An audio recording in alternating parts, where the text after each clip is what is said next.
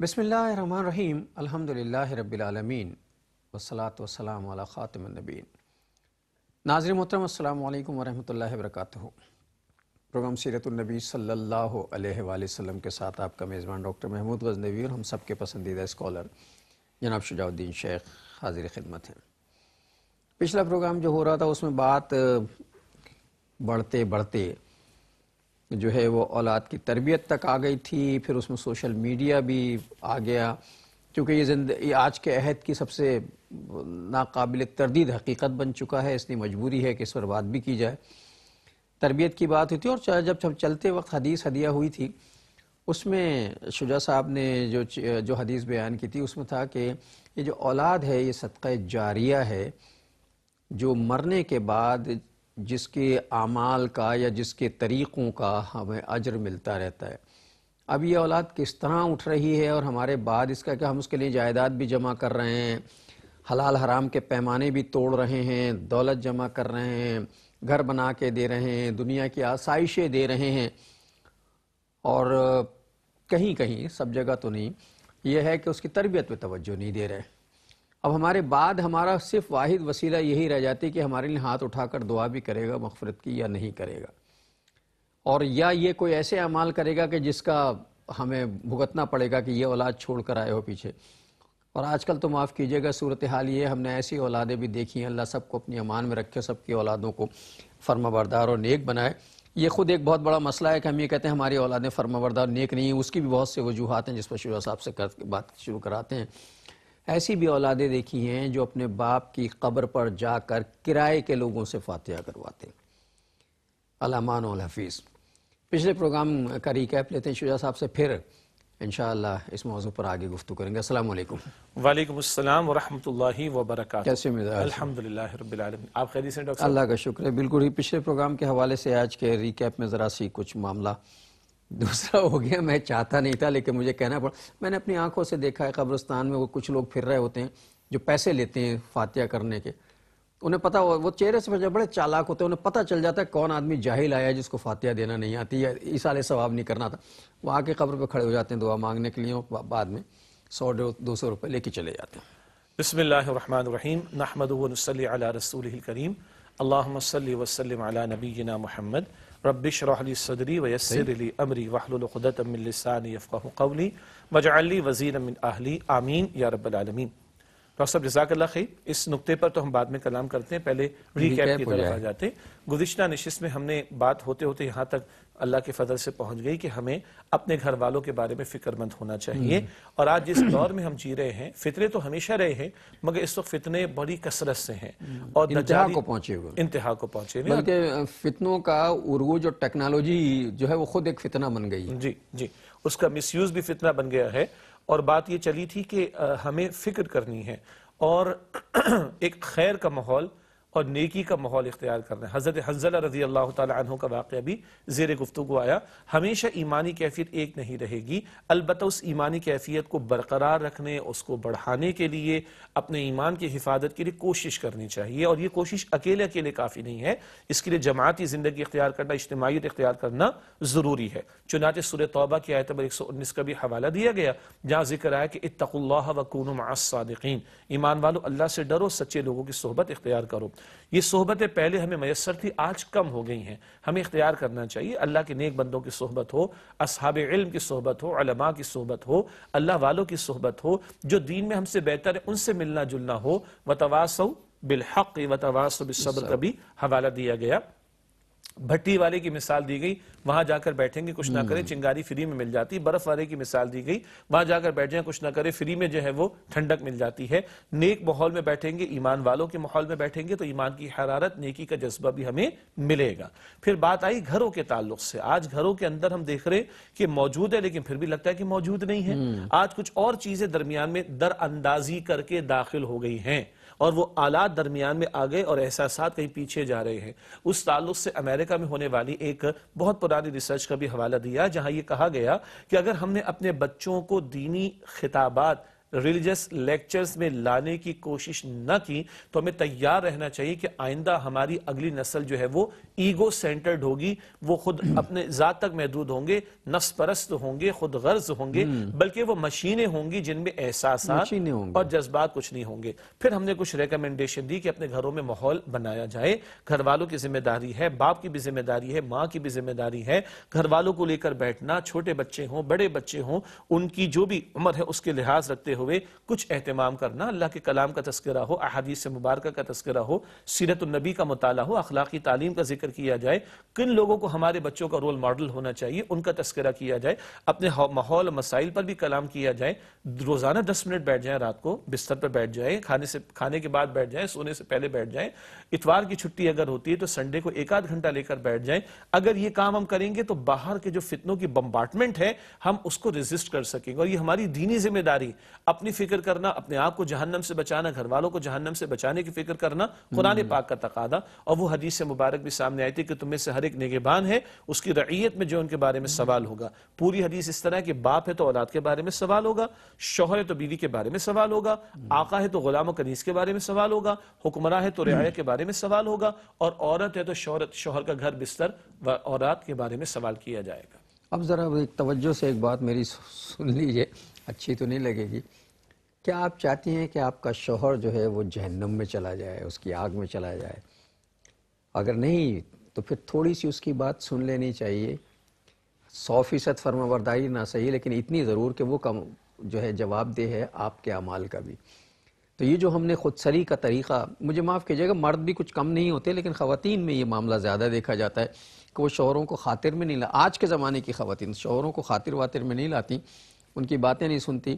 اب ذرا یہ جو شجاع صاحب نے بیان کیا کہ شوہر جو ہے وہ آپ کی معاملات کا جواب دہ ہوگا وہاں، تو اگر وہ آپ کو سمجھانے کی کوشش کر رہا تو اگر اس سے تھوڑی سی بھی ہمدردی ہے اور آپ چاہتے ہیں کہ وہ جہنم کی آگ میں نہ جلے تو اپنے معاملات کو بھی درست کر لیجئے، اس بیچارے کی زندگی بچا لیجئے۔ اور دیکھیں دونوں کی ذمہ داری ہے نا، یعنی کیا کوئی شوہر پسند کرے گا کہ اس کی بیوی جہنم میں جائے؟ اس لیے تک کوئی بیوی پسند کرے گی، مسلمانوں کی بات ہو رہی ہے کہ اس کا شوہر جہنم میں جائے، سوال ہی پیدا نہیں ہو، تو ایک دوسرے کے ساتھ تعاون کرو نا بھائی۔ قرآن پاک سورہ توبہ میں بتاتا ہے والمؤمنون والمؤمنات بعضهم اولیاء بعض یأمرون بالمعروف وینہون عن المنکر، اہل ایمان مرد اہل ایمان عورتیں آپس میں ساتھی ہیں، ہم مقصد ہیں، ہم مشن ہیں، ان کا مقصد ایک ہے، مشن ایک ہے، یأمرون بالمعروف وینہون عن المنکر، وہ ایک دوسرے کو بھلائی کا حکم دیتے ہیں، بدی سے روکتے ہیں۔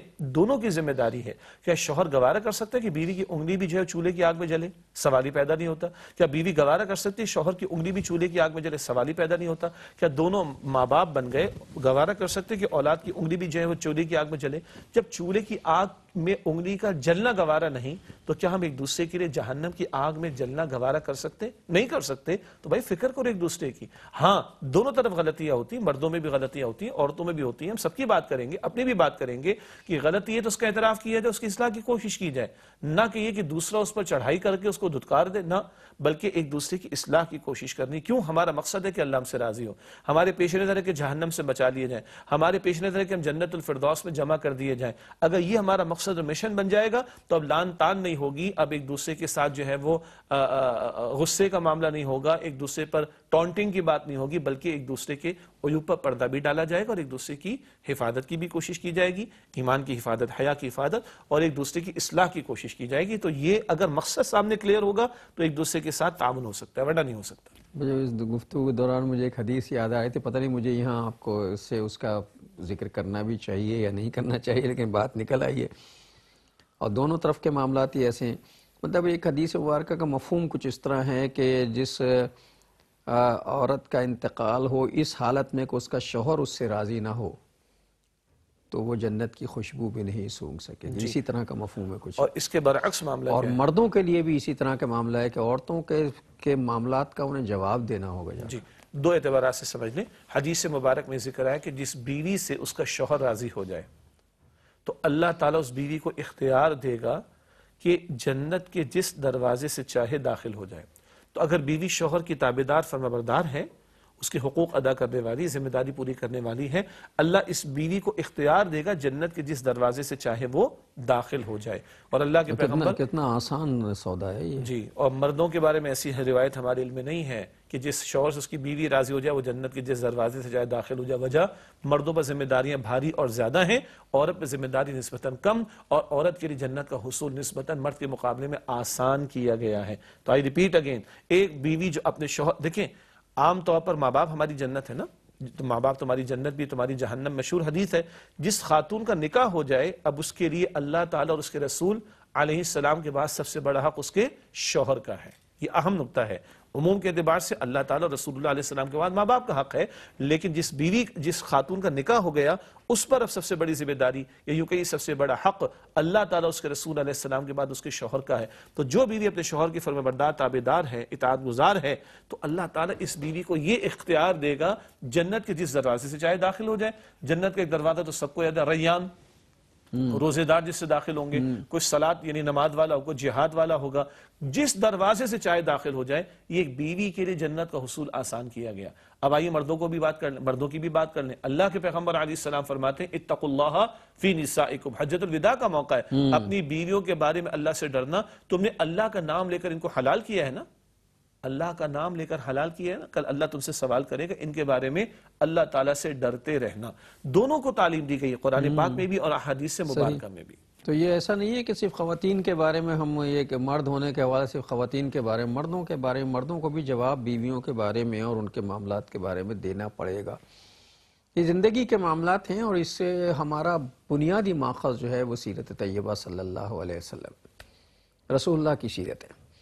وہاں سے ہمارا یہ ماخذ ہے، ہمیں وہاں سے ساری چیزیں نے، ہمیں اپنے بچوں کی تربیت کے لیے بھی رسول اللہ کی سیرت کی طرف رجوع کرنا چاہیے، میاں بیوی کے تعلقات کے لیے بھی وہاں رجوع کرنا چاہیے. اور آج کل جو ماحول بن گیا ہے، ہم نے جو بنا لیا ہے مغربی تہذیب کے زیر سایہ آ کر، وہ ماحول وہ نہیں ہے جو ہمارے گھروں کا یا ہماری اسلامی تہذیب کا تھا. ایک وقفہ لے لیں پھر آ کے بات کریں. السلام علیکم ورحمۃ اللہ وبرکاتہ. ویلکم بیک ناظرین. وقفے کے بعد پروگرام سیرت النبی صلی اللہ علیہ وآلہ وسلم میں آپ کا خیر مقدم ہے. اچھا نہیں لگا ہوگا خواتین کو کہ میں نے ایک ایسی بات چھیڑ دی جو ہم سب کی دکھتی ہوئی رگیں ہیں نا یہ ساری، تو وہاں ہاتھ رکھ دیا. لیکن مسئلہ یہ ہے کہ مغربی تہذیب کے زیر سایہ ہم نے جو کلچر اختیار کر لیا ہے اس میں یہ عام ہو گیا ہے اور ہم وہ ساری تربیت بھول گئے ہیں. اور اب تو جو ہماری جو نئی جنریشن آ رہی ہے جس کے تحت چونکہ وہ ساری مغربی تعلیم کے تحت پڑھ لکھ کے آ رہی ہے، پھر کچھ میڈیا نے ہمارے جو ہے ماشاءاللہ اتنی اچھی تربیت کر دی ہے. اور یہ میڈیا جو ہے یہ ہماری آنکھیں بھی ہیں، ہمارے کان بھی، ہم سنتے بھی میڈیا کے حوالے سے ہیں، بولتے بھی میڈیا کے حوالے، زبان بھی میڈیا کی لیتے ہیں اور دیکھتے بھی میڈیا کی آنکھ سے ہیں. تو جو کچھ ہم دیکھ رہے ہیں، سن رہے ہیں، وہی ہم بول رہے ہیں اور وہی ہم کر رہے ہیں. اور میڈیا نے ہمیں یہ بتا دیا کہ میاں بیوی کا رشتہ جو کوئی اتنا اہم رشتہ نہیں ہوتا، یہ دوستوں کا رشتہ ہے اور دوستوں میں ہمیشہ جو ہے دوستانہ ہی ماحول ہوتا ہے اور اس میں کوئی ادب تہذیب تربیت تعلیم والیم کچھ نہیں ہوتی. یہ صورتحال ہو گئی ہے اور یہ ہمارے ڈراموں کی دین ہے.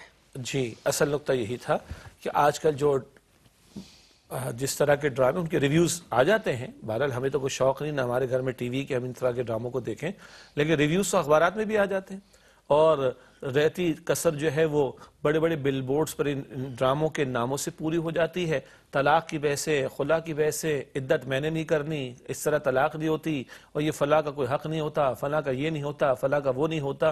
یہ زبان کوئی اور زبان بول رہا ہے، یہ زبان کسی اور کی زبان بولی جا رہی ہے اور بجا طور پر اس کو اگر ٹائٹل دیا جائے تو اب وہ دجالی تہذیب کے اثرات ہیں جو گلوبل ہو چکے ہیں اور ٹوٹتے گھرانوں کی تعداد کو آپ بڑھتے ہوئے دیکھ لیجئے. اللہ تعالی ہمارے گھرانوں کی حفاظت فرمائے. ہاں جیسی یہ گفتگو، یہ تو خیر ایک پیارا ماحول ہے. قلم ہمارے رائٹر کا ہوتا ہے، سوچ کسی اور کی جی ہوتی ہے. جی جی تو نبی اکرم صلی اللہ علیہ وسلم جو تعلیم عطا فرما رہے ہیں اس میں تو گھرانے کو اللہ تعالیٰ کے رسول علیہ السلام ایک مضبوط گھرانے کے طور پر ہمارے سامنے رکھتے ہیں، جہاں شوہر کو بھی ذمہ دار ٹھہرایا جا رہا ہے، اپنی بیویوں کے بارے میں اللہ سے ڈرتے رہنا اور ان کو تم نے اللہ کا نام لے کر حلال کیا، کل تم اللہ کے ہاں ان کے بارے میں مسئول ہوگے. کفالت کی ساری ذمہ داری مرد پر ڈالی گئی ہے. عورت پر زندگی کے کسی ایک مرحلے پر بھی شریعت نے معاش کی ذمہ داری نہیں ڈالی ہے، اس کو اکرام دیا ہے. بیٹی ہے تو باپ کی ذمہ داری بنے گی، اور اگر والد نہیں تو بھائی کی ذمہ داری بنے گی، بیوی ہے تو شوہر کی ذمہ داری بنے گی، شوہر نہیں تو بیٹوں کی ذمہ داری بنے گی، بیٹے نہیں ہیں یا چھوٹے ہیں تو باپ کی ذمہ داری بن جائے گی، باپ نہیں تو بھائی کی ذمہ داری بن جائے گی، وہ نہیں تو باپ کے اوپر دادا کی ذمہ داری بن جائے گی، وہ اگر نہیں ہے مثال تو چاچا کی ذمہ داری بن جائے گی، چچا نہیں ہے تو ماں کی طرف سے ماموں کی ذمہ داری بن جائے گی، وہ نہیں ہے تو اور جو قریبی مرد رشتہ دار ہیں ان کی ذمہ داری بن جائے گی، کوئی نہیں ہے اسلامی ریاست کی ذمہ داری بن جائے گی، اور اگر اسلامی ریاست نہیں ہے تو مسلم امہ کی ذمہ داری بنے گی، کیونکہ اسلامی ریاست کو قائم کرنے کی ذمہ داری امت مسلمہ کے کاندھوں پر ہے۔ ایک لمحہ زندگی میں نہیں جب عورت پر معاش کی ذمہ داری ڈالی گئی ہو۔ یہ تو آج ہم دیکھ رہے ہیں، یہ قیامت کی علامات میں سے، اور اللہ کے رسول علیہ السلام نے فرمایا، فیشن ہے۔ جی اللہ کے رسول نے فرمایا علیہ السلام، عورتیں بالکل مردوں کے شانہ بشانہ آ کر تجارت کر رہی ہوں گی، بالکل شانہ بشانہ۔ کوئی کسی پر مجبوری آ جائے یا کسی کو کوئی انویسٹمنٹ کرنے کا موقع مل جائے الگ نکتہ ہے، مگر مردوں کی طرح سینہ تان کر آ کر کھڑا ہونا، گھر کو چھوڑ کر باہر نکل آنا اور مردوں کی شانہ بشانہ ہو کر چلنا، یہ اسلامی مزاج سے بات مطابقت نہیں رکھتی۔ گھر کی ملکہ عورت کو بنایا گیا، اس کے ڈور اسٹیپ پر اس کی حاجات کو پورا کرنا ظاہر کے اسباب کے اعتبار سے شوہر کی ذمہ داری لگائی گئی، اور حال مردوں کے حوالے ہے۔ تم فیکٹریز چلاؤ، آفیسز چلاؤ، کاروبار چلاؤ، معیشت کا پہیہ چلاؤ، اور عورت کے حوالے مستقبل کیا گیا۔ نیپولین کو ہم کوٹ کرتے ہیں، بہترین معاہدوں میں تمہیں بہترین قوم دوں گا، اور اللہ کے بندو دین بتا رہا ہے وہ نہیں ماننے کو تیار ہو، نیپولین کی باتیں کوٹ کرتے رہتے ہو۔ ماں کو اٹھا کے تم نے کارپوریٹ سیکٹر میں لا کے کھڑا کر دیا، تم نے اس کو آ کے جو ڈپارٹمنٹل سٹورز میں لا کے کھڑا کر دیا، تم نے اس کو باہر لا کر سڑک پہ کھڑا کر دیا، تو اب بچے کو کون توجہ دے گا؟ نیپولین بڑا اچھا لگتا ہے اور اللہ کا دین بتایا تو تمہیں سمجھ میں نہیں آتی بات، عجیب بات ہے۔ تو عورت کے حوالے مستقبل کیا گیا، حال مردوں کے حوالے، کماؤ، محنت کرو، معیشت چلاؤ، اور مستقبل عورت کے حوالے کیا گیا تاکہ ذمہ دار افراد معاشرے کو میسر آ سکے، با کردار افراد معاشرے کو میسر آ سکے۔ گھر بن ہی نہیں سکتا اگر عورت کا مینجمنٹ گھر میں نہ ہو۔ عورت کی مینجمنٹ، مرد کو بھی عورت کی مینجمنٹ کی ضرورت ہوتی ہے، ورنہ وہ باہر کی زندگی سلیقے سے نہیں گزار سکتا۔ بچوں کو مینجمنٹ کی ضرورت ہوتی ہے، گھر کو اپنی مینجمنٹ کی ضرورت ہوتی ہے، اسی لیے اسلام نے عورت کو منتظم اعلیٰ بنا کر گھر میں چھوڑ دیا ہے۔ آج ہم نے پتہ نہیں کیا سمجھ لیا ہے، ہم نے آج اللہ معاف کرے کچھ ایسی چیزیں اب دیکھنے کو ملنے لگی ہیں کہ صرف استغفار ہی کیا جا سکتا ہے۔ شاید آپ کو یہ باتیں بہت بری لگیں، اور جو لوگ ان معاملات میں انوالو ہیں ان کو تو میں بالکل زہر لگ رہا ہوں گا اس وقت۔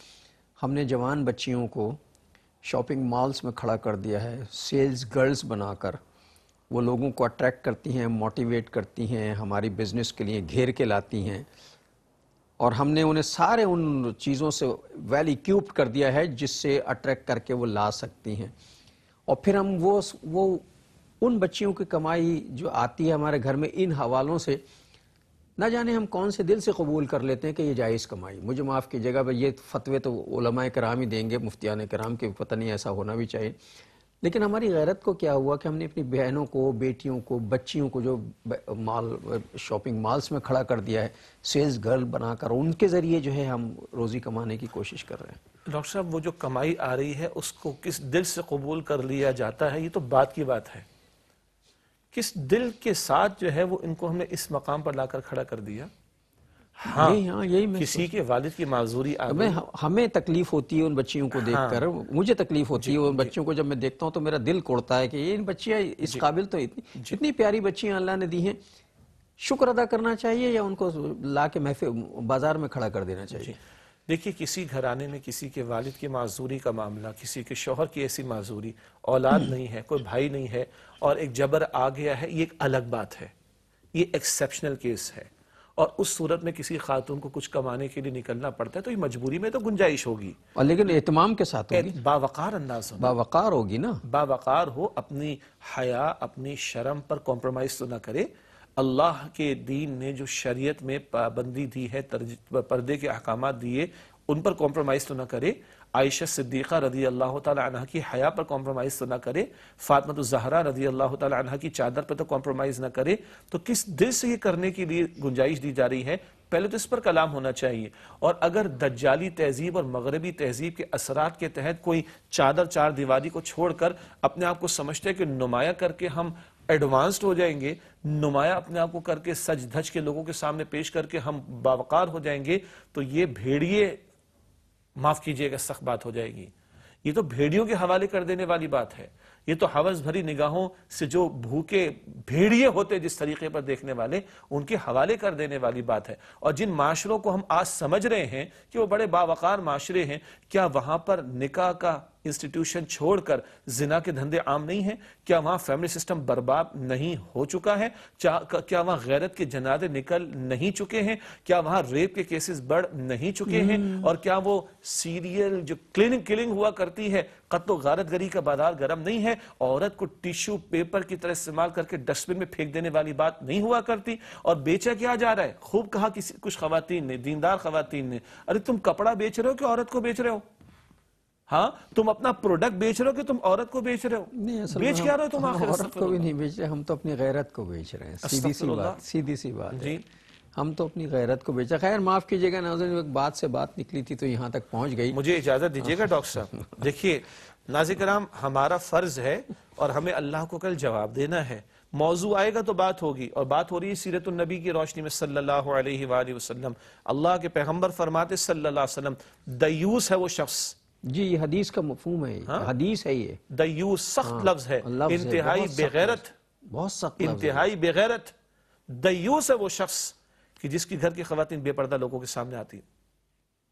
کہاں گئی باپ کی غیرت؟ کہاں گئی بھائی کی غیرت؟ کہاں گئی شوہر کی غیرت؟ کہاں گئی گھر کے مردوں کی غیرت؟ انا للہ, یہ بے غیرتی کی بات ہے, یہ کوئی ایڈوانسمنٹ نہیں ہے, اس سے کوئی وقار نہیں بڑھ جائے گا. دیکھ لو معاشروں کے گھرانوں کی حالت کیا ہو چکی ہے, وہ ڈھیر بن چکے ہیں کچرے کا, وہاں چیخ رہے چلا رہے, آج فیملی سسٹم برباد ہو چکا ہے ان کا. اصل میں فطرت کا تقاضا بھی یہی ہے. مذہب تو اپنی جگہ ہے, اور ہر الہامی مذہب جو ہے وہ فطرت کے عین تقاضوں کے مطابق ہے, اور اللہ تعالیٰ کی طرف سے حکم ہے, چاہے وہ یہودیت ہو, نصرانیت ہو یا اسلام ہو. یہ جتنے بھی الہامی مذہب ہیں یہ سارے کے سارے جو ہیں یہ فطرت کے عین مطابق زندگی گزارنے کا درس دیتے ہیں. ہم فطرت سے ہٹتے چلے جا رہے ہیں, اور نتیجہ یہ ہے کہ آج ہم جہاں کھڑے ہو گئے ہیں آ کر سوسائٹی میں, اگر آج بھی ہم نے ان سب چیزوں کو محسوس نہیں کیا, یہ غصہ جو ہے, اگر اتنا غصہ جتنا شجاع صاحب میں موجود ہے, اگر اس کا 50% میں ہم میں موجود ہے نا, تو اس کا مطلب یہ کہ ہمارے اندر ایمان کی رمق موجود ہے, اور اچھائی کو اچھائی اور برائی کو برائی سمجھنے کا پیمانہ ابھی مکمل طور پہ ٹوٹا نہیں ہے, اور یہی وقت ہے پلٹ جانے کا. اگر ہم رجوع کر لیں, توبہ کر لیں, اپنے معاملات کو جو ہے ریویو کر لیں, یعنی ان کو دیکھ لیں, اور دیکھنے کے بعد سوچیں کہ ہاں جی ہم غلطیاں کر رہے ہیں. اپنی غلطیوں سے سیکھنا جو ہے یہ عقل مندوں کی نشانی ہے, بے وقوفوں کی نہیں. اور ایسی باتیں سن کر ان کو جھڑک دینا اور کہنے والے پہ لعنت بھیج دینا, جو یہ اصل میں وہ حماقت ہے جو ہم اکثر, جس میں میں بھی شامل ہوں, اکثر کرتے, ارے کہنے دو یار, یہ مولوی ہیں اور ایسی باتیں کرتے رہتے ہیں. ایک وقفہ لیتے ہیں پھر آ کے بات. السلام علیکم ورحمۃ اللہ وبرکاتہ. ویلکم بیک ناظرین. وقفے کے بعد پروگرام سیرت النبی صلی اللہ علیہ وآلہ وسلم میں آپ کا خیر مقدم ہے. یہ مولویوں کی بات نہیں ہے اور نہ مولویانہ طرز فکر ہے, یہ رسول اللہ صلی اللہ علیہ وسلم کی سکھائی ہوئی چیزیں ہیں, اور ان کا بنایا ہوا ایک معاشرے کی ایک جھلک ہے, جس کا ریفلیکشن ہے جو آج ہماری زبانوں پر بھی آ جاتا ہے. اور اس لیے آتا ہے میں کوئی اپنے آپ کو کہتا ہوں, شجاع صاحب تو بہت دور کی بات ہے, بہت ہم سے بہت اعلیٰ درجے پر فائد ہیں. میں بھی کوئی پارسا آدمی نہیں, اسی معاشرے کا حصہ ہوں. جن معاملات سے آپ گزر رہے ہیں میں بھی انہی سے گزر رہا ہوں. لیکن کبھی کبھی اندر سے ایک کڑن اور جلن ہوتی ہے کہ یار جو کچھ ہم کر رہے ہیں وہ صحیح نہیں کر رہے. تو ہمیں سوچنا چاہیے ہم لوگ جو کچھ کر رہے ہیں اللہ تعالیٰ ہمیں ہدایت دے دے. اب جو چیزیں ہمارے اختیار سے باہر چلی گئی ہیں اللہ ان پہ ہمیں دوبارہ اختیار دے دے تاکہ ہم انہیں سنواریں. اور اختیار انفرادی طور پر ہی تبدیلی لانے سے اجتماعی تبدیلی آتی ہے, پہلے تبدیلی اندر آتی ہے پھر باہر آتی ہے. بالکل. اور دیکھیے یہ جو کچھ شدت تاثر بھی ہے نا, وجہ آپ نے فرمایا, یہ بھی ایمانی غیرت کی وجہ سے. اور معصوم تو بھائی ہم بھی نہیں ہیں, ہم بھی, معصومیت تو پیغمبروں کا خاصہ ہے, ہم اسی معاشرے کا حصہ ہیں, لیکن کڑن تو ہونی چاہیے نا. اگر کڑن بھی نہیں رہے گی تو بچے گا کیا ہمارے پاس؟ اللہ کے پیغمبر فرماتے, ایمان کا نچلا درجہ ہے نا یہ تو. ہاں, اللہ کے پیغمبر فرماتے صلی اللہ علیہ وسلم, حیا اور ایمان دونوں ساتھی ہیں, کمپینینز ہیں. اگر ایک چلا جائے تو دوسرا بھی چلا جائے گا. تو حیا گئی تو بچا کیا پھر؟ اور پھر دوسری حدیث مبارک میں کہ اذا لم تستحی فاصنع ما شئت, جب تمہیں حیا نہ رہے تو تم جو چاہو سو کرو. اور وہی ہو رہا ہے, ہم جو چاہ رہے ہیں سو کر رہے ہیں. جی, اچھا اب آئیے ذرا تصویر کا ایک مثبت پہلو بھی آ جائے.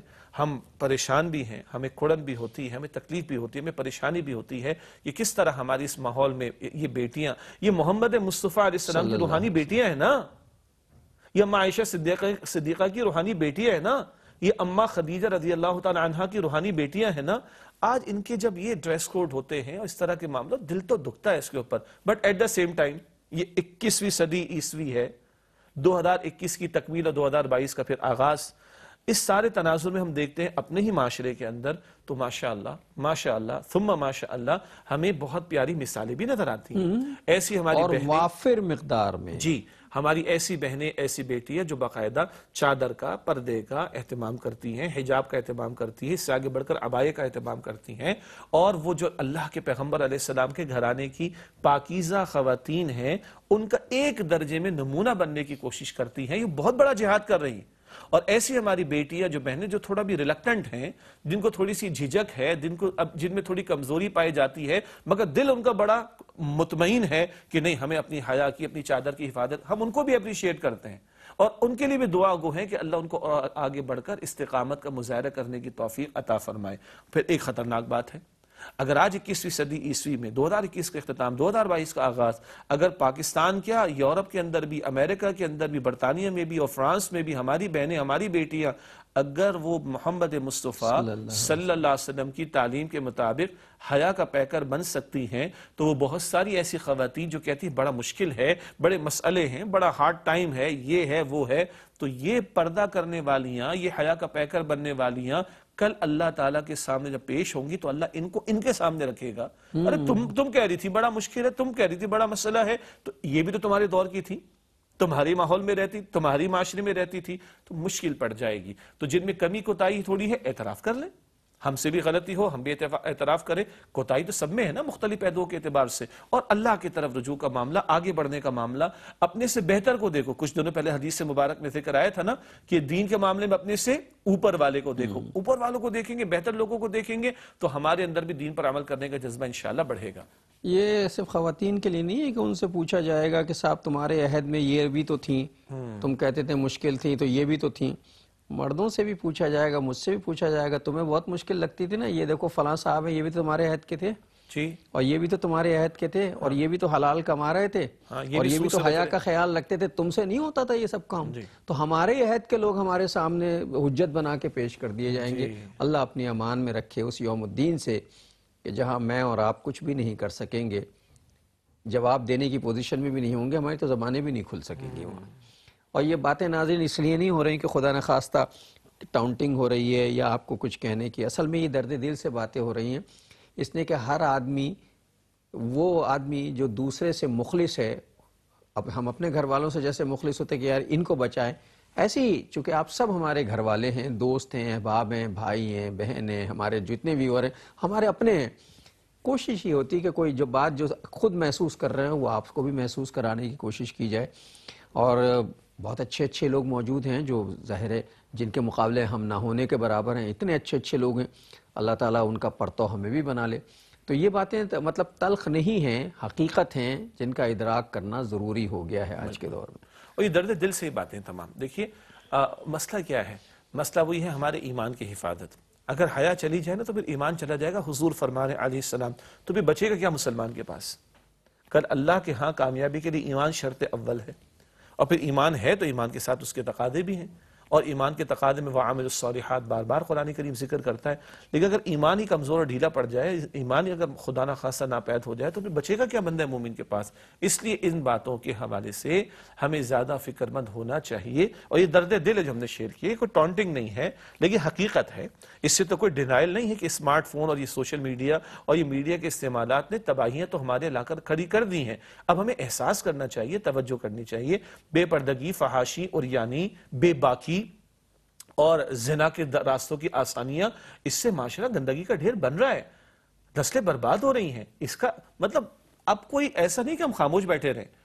اور پانی سر سے گزرا چلا جا رہا ہے، ہم شتر مرغ کی طرح ریت کے اندر منہ دے کر نہ بیٹھے رہیں، احساس کریں گے، فکر کریں گے تو اللہ تعالیٰ توفیق بھی عطا کرے گا، اللہ مشکلات کو آسان بھی کر دے گا، اللہ عمل کی توفیق بھی عطا فرما دے گا۔ اللہ کے سامنے تو روئے، اللہ کے سامنے تو گڑگڑائیں، اللہ تعالیٰ سے تو مانگے، اٹھ باندھ کمر کیا ڈرتا ہے، پھر دیکھ خدا کیا کرتا ہے۔ اللہ کہتے تو میری طرف چل کر آؤ، میں تمہاری طرف دوڑ کر آؤں گا، مانگے پھر اللہ سے، اللہ توفیق بھی دے گا انشاءاللہ۔ یہ اصل میں ساری چیزیں، یہ جیسی گفتگو ہم کر رہے ہیں، یہ ساری گفتگو ہم سب کو کرنی چاہیے، اس لیے کہ برائی سے کڑنا جو ہے وہ ایمان کی علامتوں میں سے ایک علامت ہے، چاہے وہ کمزور ترین علامت ہے۔ ہم زبان سے کہہ رہے ہیں بھائی بس ہماری طاقت تو ہے نہیں اسے بدل دینے کی، دل سے برا لگ رہا ہے، زبان سے نکل رہا ہے، ہمیں اللہ نے زبان چلانے کا موقع دے دیا ہے تو لگ رہا ہے اگر یہ بھی موقع نہ ہوتا تو ہم کم از کم دل سے تو برا سمجھ ہوتے۔ یہاں اگر ہم آ کے کھڑے ہو جائیں گے تو اللہ تعالیٰ یقیناً ہماری مدد کریں گے، اور جہاں ہم آ کے کھڑے ہو گئے ہیں اللہ تعالیٰ اس گرداب سے ہمیں نکالیں گے، چونکہ آگے کا جو مستقبل نظر آ رہا ہے وہ کسی ایک دانشور نے کہا تھا، پتہ نہیں مجھے اس کا نام یاد نہیں، اس نے کہا تھا بھائی تمہارا ایمان صرف اتنا ہے جتنا تم عمل کر رہے ہو، جو کچھ تم کر کے دکھا رہے ہو نا بس سمجھ لو اتنا ایمان ہے تمہارا، باقی جو تم ایمان کی تشریحات کر رہے ہو، بیان کر رہے ہو، وہ صرف بیان ہے، وہ ایمان نہیں ہے تمہارا، اگر ایمان ہوتا تو اس پہ عمل کر رہے ہوتے۔ تو ہماری صورتحال یہ ہو گئی اس وقت۔ اللہ اکبر، بات صحیح ہے کہ ایمان اگر ادھر واقعتاً ہو، ادھر نہیں فقط اقرار باللسان بھی ضروری اور تصدیق بالقلب بھی، جب ادھر ہوتا ہے تو عمل ثبوت پیش کرتا ہے۔ حدیث مبارک کئی مرتبہ آئی ہے جس کو 5 وقتہ نماز کے لیے آتے ہوئے دیکھو اس کے ایمان کی گواہی دو۔ کبھی حدیث میں ذکر ہے کہ مومن وہ ہے جسے دیکھ کر اللہ تعالیٰ یاد آ جائے، اس کے کردار کو دیکھ کر۔ کبھی حدیث مبارک میں آتا ہے کوئی بندہ ایمان کی حالت میں نہ شراب پیتا ہے، نہ چوری کرتا ہے، نہ زنا کرتا ہے۔ ادھر ایمان نہیں تو پھر شراب بھی پیے گا، چوری بھی کرے گا، زنا بھی کرے گا اور بھی گناہ کرے گا۔ تو ایمان واقعتاً وہ ہے کہ جو زبان کی نوک سے آگے بڑھ کر دل میں اتر جائے اور اس کی حفاظت بھی ہو، اس کی بڑھوتری کی کوشش بھی ہو، اور اس کا اظہار بندے کے عمل میں نظر آنا چاہیے۔ پچھلے پروگرام میں شاید مجھے یاد آ رہا ہے کہ میں نے ایک گفتگو جو ہے کرتے ہوئے ایک بات کہی تھی، اور وہ میں آج پھر دہرانا چاہتا ہوں، وہ سوشل میڈیا کے حوالے سے، چونکہ اب تو ہر چیز ہمارے ہاتھ میں آ گئی ہے نا، تنہائیاں ہمیں میسر ہیں، موبائل ہمارے پاس موجود ہے، جس کی تنہائی پاکیزہ ہوتی ہے وہی اصل میں پاکیزہ آدمی ہے۔ ہم دنیا کے سامنے تو پاکیزہ اور متقی پرہیزگار سب بدل ہیں، لیکن یہ دیکھ توجہ کر لینی چاہیے کہ ہماری تنہائی بھی پاکیزہ ہے۔ جس کی تنہائی پاکیزہ نہیں ہوگی اس کے تمام معاملات زندگی کے جو اس کا ظاہر بھی پاکیزہ نہیں ہوگا، اور پھر اجتماعی زندگی بھی پاکیزہ نہیں ہوگی۔ ہاں، اور پھر خاص طور پر جو لوگ دین کی دعوت کے کام میں لگے ہونا ان کو بھی یاد رکھنا ہے، اگر تنہائی پاکیزہ نہیں ہے تو بعد میں اثر بھی پیدا نہیں ہوتا۔ نہیں ہوتا، سچی بات ہے۔